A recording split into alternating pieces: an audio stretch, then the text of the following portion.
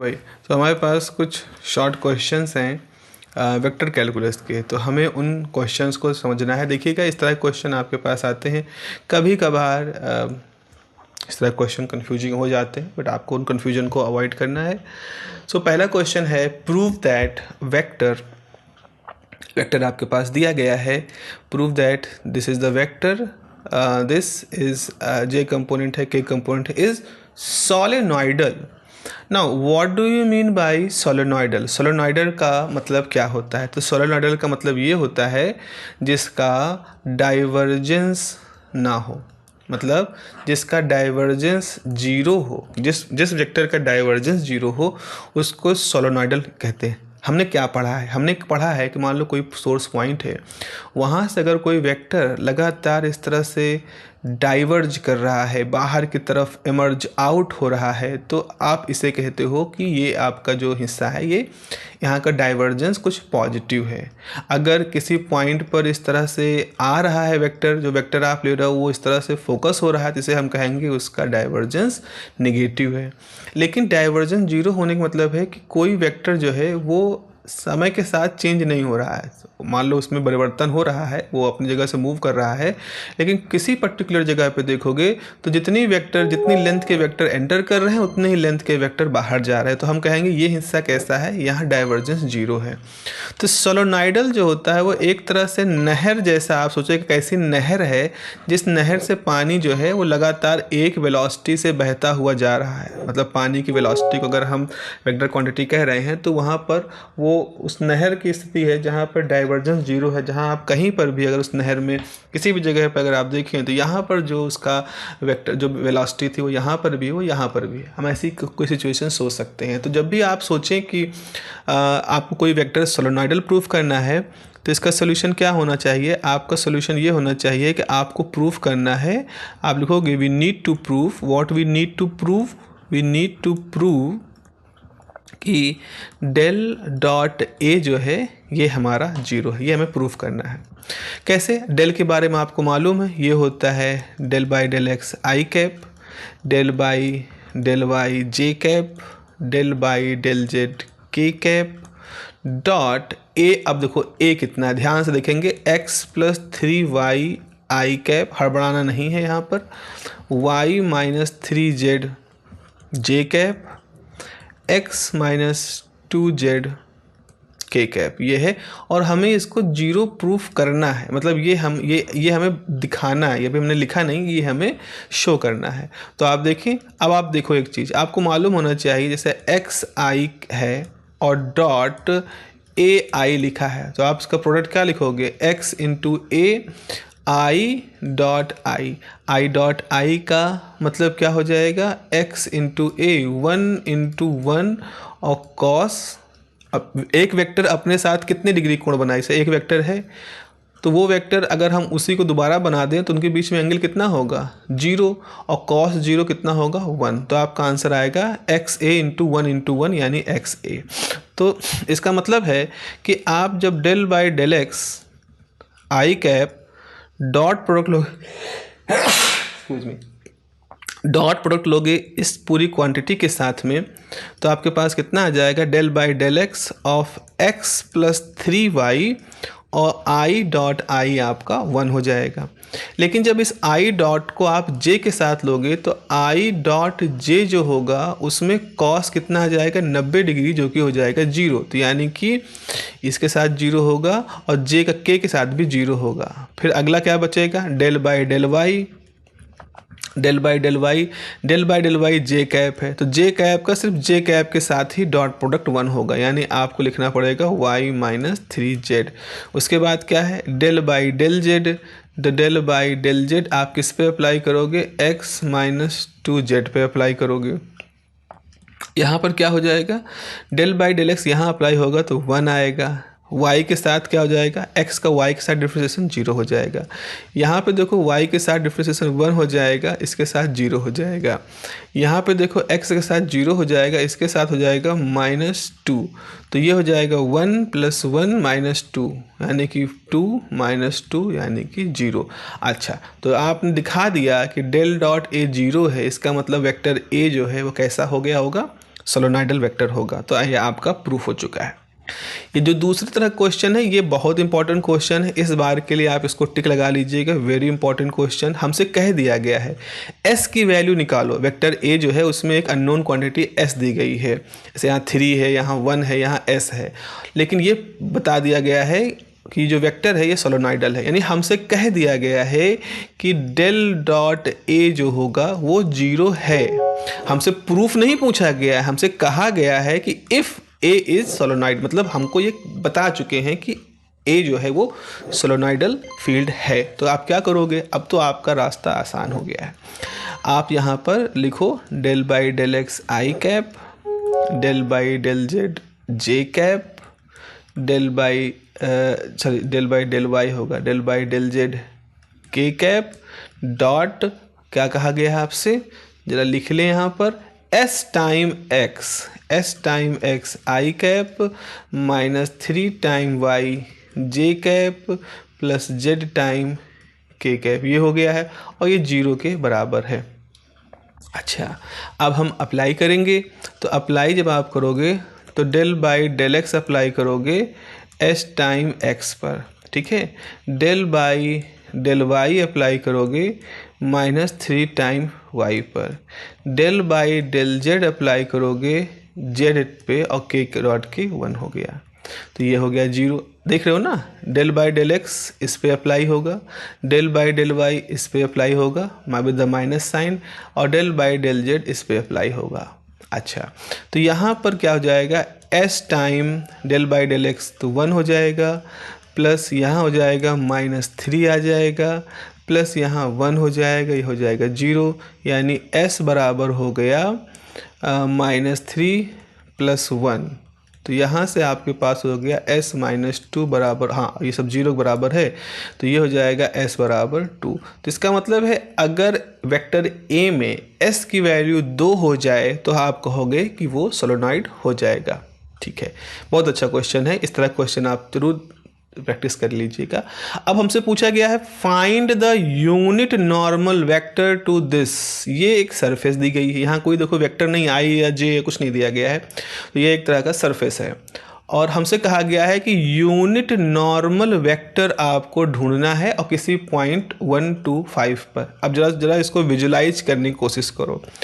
Visualise आपको ऐसे करना है क्वेश्चन नंबर 3 में कि आप थोड़ी देर के लिए सोचें कि आपके पास कोई सरफेस है, ये हमारी भाई कोई सरफेस है और ये जो सरफेस है इसमें ये x दिशा है और ये हमारी y दिशा है। तो हमने इस सरफेस का जो इक्वेशन है वो क्या है, इक्वेशन रखा है x² + y²। तो सरफेस 2 डायमेंशन होती है, तो x की वैल्यू y की वैल्यू के हिसाब से आप इस सरफेस के हर सिचुएशन को, हर जगह को आप यहाँ पर डिपिक्ट कर सकते हो इस इक्वेशन से। ठीक है, फिर हमसे कह रहे हैं कि इस वेक्टर का नॉर्मल ड्रॉ करो, यानी इस वेक्टर का हम नॉर्मल जो है, ये एक नॉर्मल होगा, सरफेस है उसका एक नॉर्मल होगा, तो इसका हमें यूनिट वेक्टर निकालना, इस नॉर्मल का यूनिट वेक्टर निकालना है, यानी मैग्नीट्यूड उसका डायरेक्शनल निकालना है। और किस पॉइंट पे निकालना है, 1 2 5।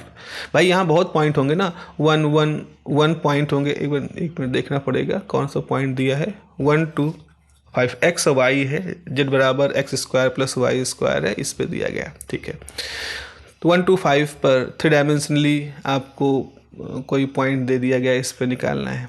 चलिए, तो अब हमें क्या करना है, सबसे पहले तो हमें ये बताना होगा कि जो यूनिट वेक्टर होता है कैसे निकाला जाता है। जो सरफेस है, अगर मान लो सरफेस फाई है तो उस फाई का आप ग्रेडियंट ले लो, तो जो ग्रेडियंट ले लोगे तो आपको ये उसका नॉर्मल शो करेगा, ये जो डेल होगा ये उसका नॉर्मल शो करेगा, आपको ये नॉर्मल जो है वहाँ पर दिख जाएगा। ठीक है, तो गिवन क्या है, गिवन z = x² + y², और हम मान सकते हैं कि जो हमारा सरफेस है वो हो जाएगा z - x² - y²। तब आपने 1 2 3 के लिए x y z हमने कोई क्वांटिटी ले ली, तो हमारा सरफेस कुछ ऐसा होगा जिस पे हम एक पर्टिकुलर लोकेशन के हिसाब से, ऐसा ये लोकेशन है, यहाँ से ये ऊंचाई मान लो इस पॉइंट की है वो 5 है, यहाँ से उसकी दूरी x में 1 है, इधर उसकी दूरी जाके देखोगे तो 2 है, तो हमने कोई लोकेशन यहाँ पर सेट कर ली, तो फाई जो है हमारा ये आ गया है।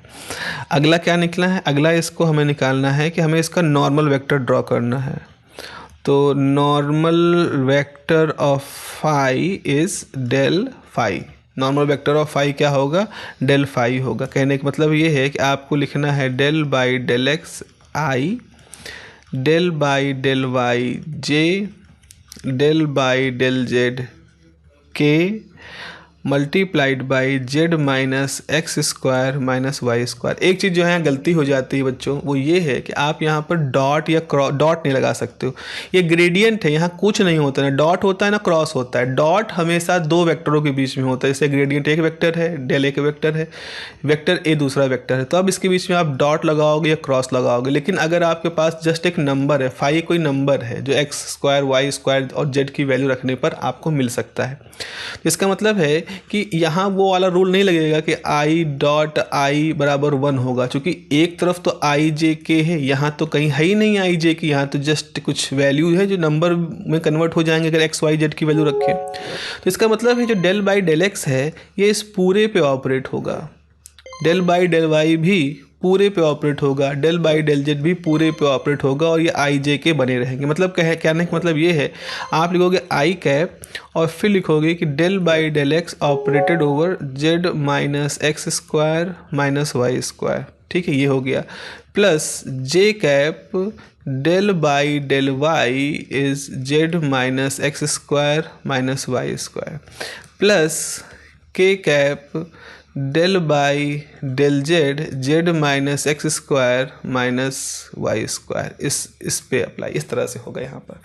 तो भाई अब इसको आप लिख दो, तो आप x यहाँ अप्लाई करोगे तो आई कैप, अब x इस पे अप्लाई करोगे 0, यहाँ हो जाएगा 2x, यहाँ हो जाएगा 0। क्यों? क्योंकि x सिर्फ ये वाला टर्म, बाकी y और z तो यहाँ पर नहीं काम देंगे।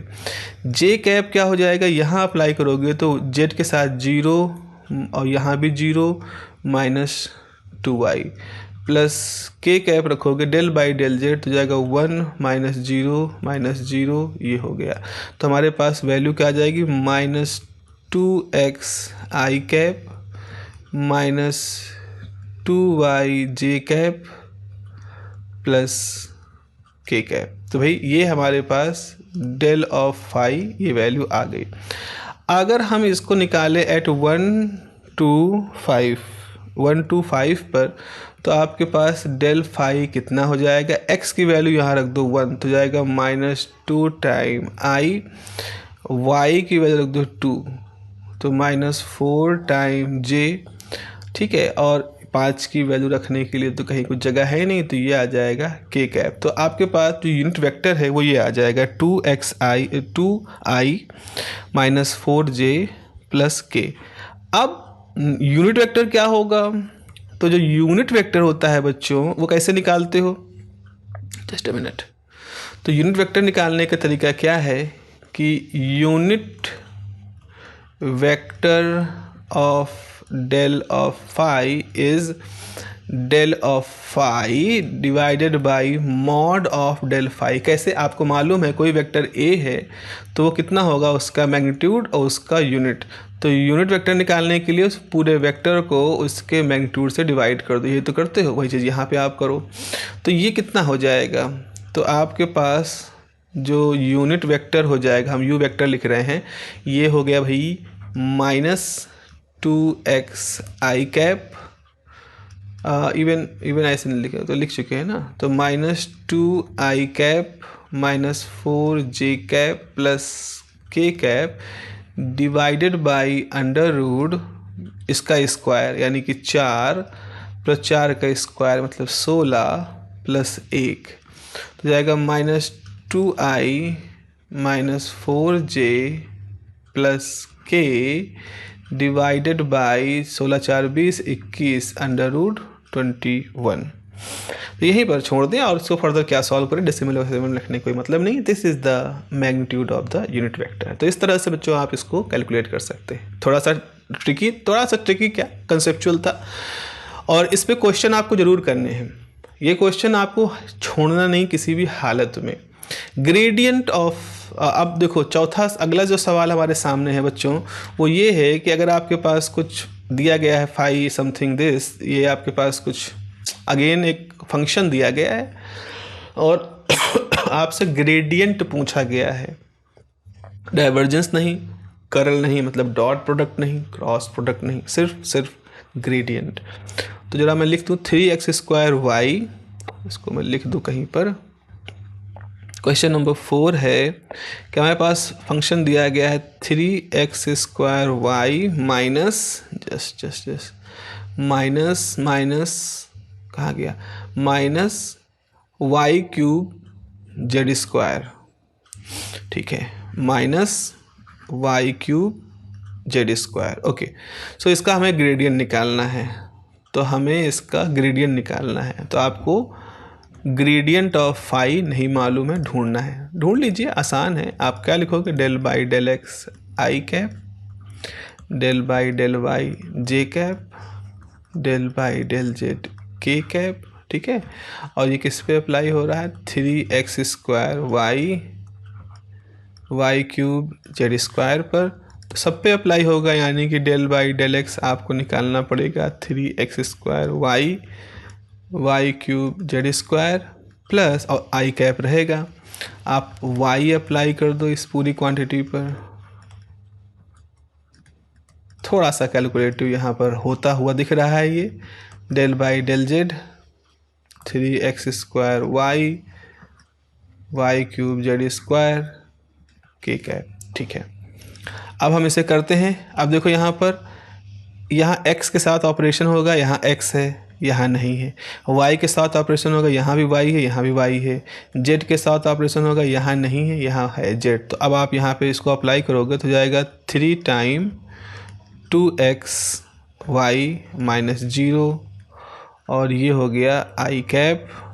ओके, y अप्लाई करोगे तो ये हो जाएगा 3x² y, और del y by del y 1 हो जाएगा, माइनस 3y³ स्क्वायर z² जे कैप, ये हो जाएगा 0 माइनस 2z y³ के कैप।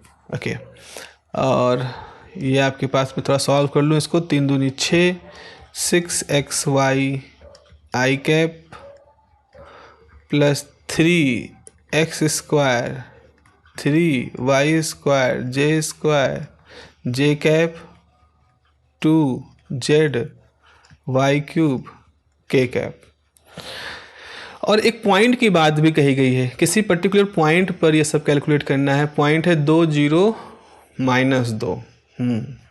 तो अब आपके पास क्या हो जाएगा, एट 2 0 माइनस 2 आपके पास डेल ऑफ फाई हो जाएगा 6 टाइम x हो गया है 2, y हो गया 0, तो सब हो जाएगा 0। फिर यहाँ हो जाएगा 3x² यानी कि 2 का स्क्वायर माइनस 3 टाइम 0 का स्क्वायर माइनस 2 का स्क्वायर, ये भी सब 0 हो गया होगा, हो जाएगा। फिर यहाँ पर 2 टाइम माइनस 2, फिर 0 टाइम के कैप, तो अल्टीमेटली क्या आएगा, 3 दूनी 6, 6 दूनी 12, 12 आई कैप, और यहाँ से 4 यहाँ 12 प्लस 12 जे कैप। सिर्फ इतना आपको मिलेगा, है ना, सिर्फ इतना मिलेगा बस। तो इस तरह से बच्चों देख लीजिएगा, पॉसिबली में भी हो सकता है कि स्क्रीन पर लिखते समय कुछ इधर उधर कुछ छूट गया हो, that is the calculative mistake. आप अगर ऐसा दिख रहा है कहीं पर, उसे करेक्ट कर लीजिएगा। I hope you understand the method which is important, कि जब ग्रेडियंट पूछ रहे हैं तो उसका मतलब क्या है, यूनिट वेक्टर पूछ रहे हैं तो उसका मतलब क्या है, आपसे सोलेनॉइडल स्थिति को पूछ रहे हैं तो उसका मतलब क्या है, ये सारी चीज़ें आपको यहाँ पर समझ में आनी चाहिए। That was the purpose of this whole activity, ठीक है। अभी इंटीग्रल वाले, अभी तो इंटीग्रल वाले कुछ करने हैं कि स्टोक थ्योरम लगा करके कुछ सॉल्व करिए, गॉस थ्योरम लगा के सॉल्व करिए, ग्रीन थ्योरम के बारे में कुछ करिए, थोड़ा बहुत जो आपके सिलेबस में दिया गया है उन टॉपिक्स को भी हम आने वाले समय में कवर करेंगे। चलो प्यारो, फिर अपना ध्यान रखिए।